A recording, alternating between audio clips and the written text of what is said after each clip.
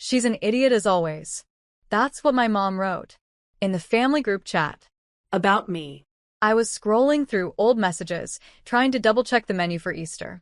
I'd already placed the bakery order, booked the catering, prepaid the chairs, and the tent. That's when I saw it. Mom, holiday parasite. Dad. Ad ha. Mom, she is an idiot as always. I stared at it. It wasn't even hidden. Just there. They didn't know I was still in the thread. Didn't realize the new iMessage update lets you view deleted messages. Or maybe they just didn't care. I didn't cry. Not right away. Because shock always comes dressed as silence. I'd spent years funding Easter. Every year. Every ham. Every chair rental. Every last minute we forgot dessert.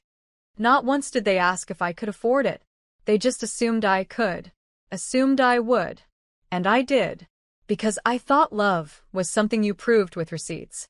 But that night, I canceled every single payment. The bakery.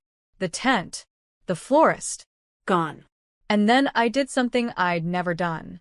I took screenshots of every invoice I'd paid for the last 5 years. Labeled, totaled, and dropped them in the group chat. Then I wrote one line. Your parasite just backed out. Good luck hosting. And I left the chat. No rage. No threats. Just a clean exit. My name is Tessa Rowe. I'm 32. And if you think you know how this ends, stay tuned. Because the moment they treated my effort like entitlement, they lost something they never knew how to hold. By sunrise, my phone had exploded. 8 missed calls from Mom. 3 from Dad. 1 from my cousin Lena, with a text that just said, "Are you okay?" Group chat's a disaster. I didn't answer any of them. Instead, I brewed my coffee slow, stood by the window, and let the silence fill the space where their guilt was supposed to live. Around 10 a.m., the calls stopped, replaced by messages. Half apologies, half blame. We didn't mean it like that.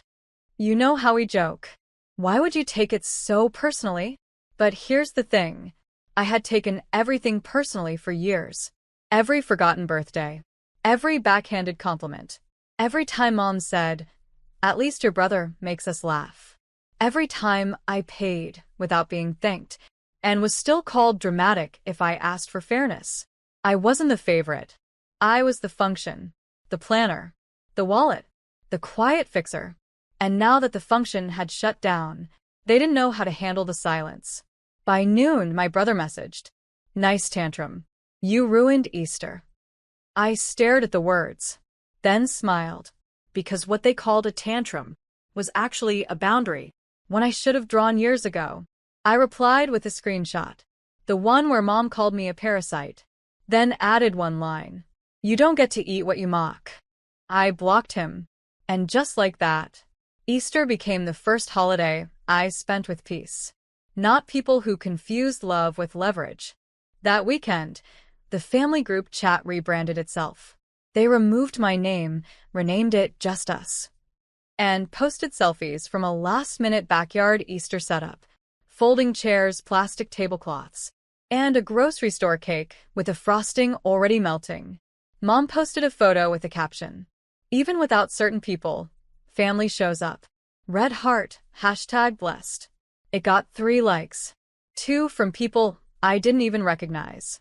Lena sent me a screenshot with the message. "They're pretending it's fine, but it's a mess." I didn't ask for details. Didn't need the play-by-play. Because I'd spent so long behind the scenes, making sure everything looked picture-perfect, that I knew the cracks by heart. They didn't know how to order catering without me. Didn't know the tent vendor required a deposit. Didn't realize the chairs had to be reserved weeks in advance. They didn't plan the day. They reacted to the absence. And it showed. That afternoon, I took myself to brunch. Alone. Sunny patio. Fresh mimosa. No one asking me to split a bill I already paid. I watched kids run past in pastel dresses. Smiled at strangers. Tipped extra. It wasn't extravagant. It was quiet. And full. I posted one photo. Just my plate, my hand holding a fork, and the caption, "Sometimes peace looks like absence." No tags. No shade. Just truth. They could spin it however they wanted. But deep down they all knew, when the planner leaves, the whole illusion shatters. And I didn't just walk away from a holiday.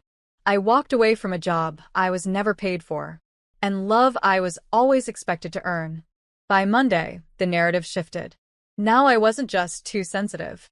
I was selfish, ungrateful, the one who held a grudge over a joke.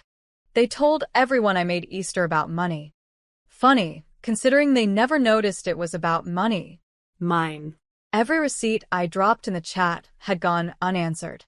Every year, they thanked my brother for coordinating everything, while I paid deposits behind the scenes, and got told I was controlling for asking who was bringing napkins. This time, I let them tell their version.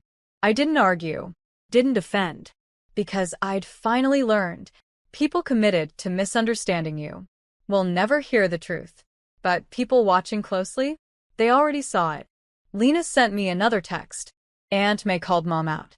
Said it was low to mock you in the chat. Mom denied it. I sent her the screenshot. I didn't ask what happened next, but I imagined it. The panic, the scramble, the realization that what they whispered wasn't just heard. It was documented. I updated a folder on my computer. When they pretend it didn't happen. Inside it, screenshots, receipts, bank statements. Proof that memory isn't petty, it's protective. They wanted me to come back, to be the bigger person. But forgiveness isn't owed just because blood says so. Sometimes the only apology you'll ever get is the silence that follows exposure.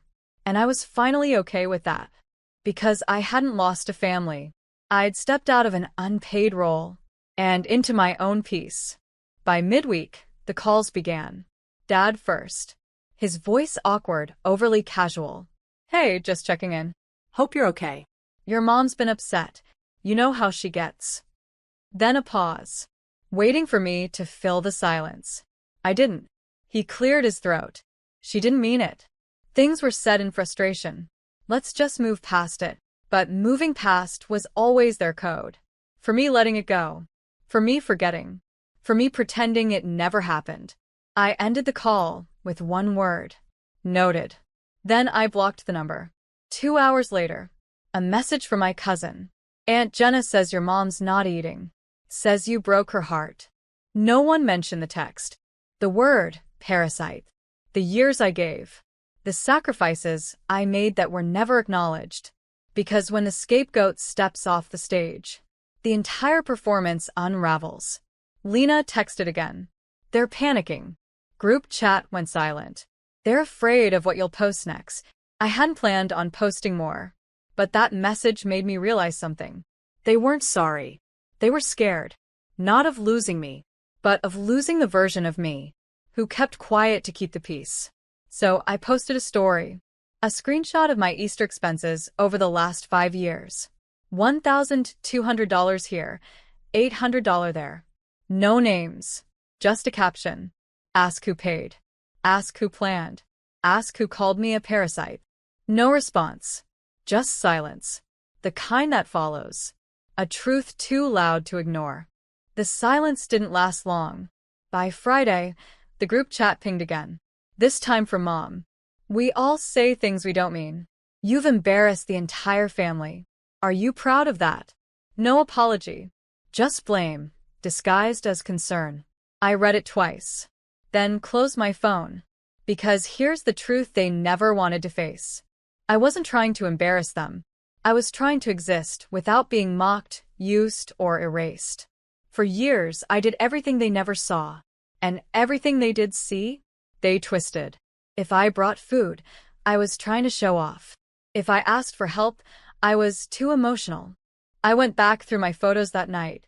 There I was, setting up folding chairs, holding trays of deviled eggs, filling plastic eggs with candy while kids screamed and laughed around me, smiling in every single photo. But I could see it now.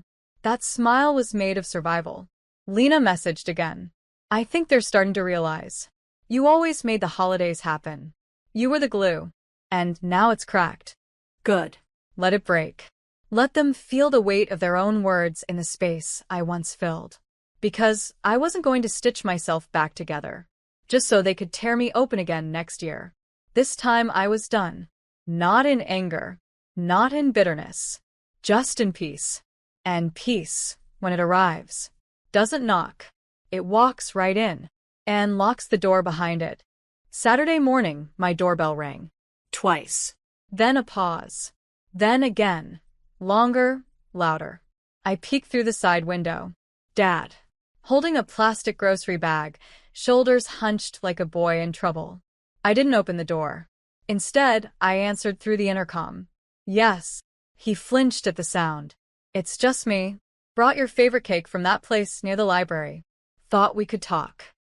I almost laughed. Not at the cake, but at the sheer audacity. Dad, who once told me I overdramatize everything, was now standing in the rain, offering sugar to erase scars. Why now? I asked. He blinked. Because you matter. Your mom, she's not good with words. I let silence hang there. Not good with words, but somehow perfectly fluent in insults, labels, and digital betrayal. You can leave the cake, I said finally, but I won't open the door. He nodded slowly, setting the bag down. Okay, I get it. I think. As he turned, I saw it. The confusion. The dawning understanding that I was no longer the family doormat. I was the boundary. Inside, Lena texted me. You good? I replied with a picture. The cake sitting untouched on my porch. Rain beginning to the box. Captioned simply, some things can't be sweetened. And for the first time in years, my chest felt light. Not because anything was fixed, but because I wasn't carrying it anymore. Easter morning came. No group chat messages. No calls. No guilt-laced reminders. Just quiet. A rare, golden kind. I brewed coffee slowly, letting the steam rise like a ceremony. No deviled eggs. No baskets. No family duty. Instead, I walked barefoot across the grass in my backyard, spread a blanket, and opened my journal. There, in ink, I wrote the truth I'd always danced around. I was never the parasite. I was the host. And now I've stopped feeding what only drained me. At noon, I posted a single image online. A photo collage. 10 years of Easter tables. Dozens of receipts. Me holding babies. Me serving food. Me smiling. Me cleaning. Me always showing up. Caption. She wasn't the holiday parasite. She was the unpaid event planner, therapist, gift buyer, emotional buffer, peacekeeper, and cleanup crew. She left. You're on your own now. I turned off notifications and turned on music. By sunset, I danced alone in my kitchen. No noise, no shame, no performance. Just freedom. Later, I got one last text from Lena. They're scrambling. Can't find the plastic eggs. Can't even find matching chairs. I smiled, because that was the revenge. Not bitterness. Not exposure. Just letting them taste what it feels like when the one you called a burden was actually the backbone. And now that spine had walked away. Straight, tall, and never looking back.